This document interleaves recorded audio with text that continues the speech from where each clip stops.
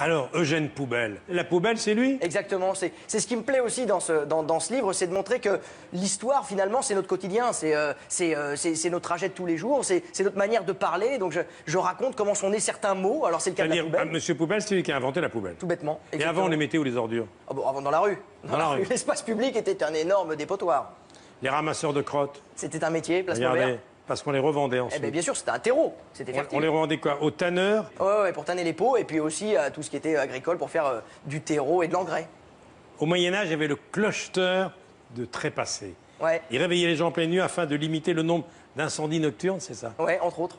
Aujourd'hui, on arrive à avoir des archives, des images, des dessins, mais ce qui nous manque, c'est la bande-son de Paris de cette époque-là, les crieurs de rue, etc. C'est sûr que ça serait génial de pouvoir remettre la main sur des... C'est impossible. Et au de savoir à quoi ça au 19e ressemblait. siècle, Bruno, il y a 200 chasseurs de rats.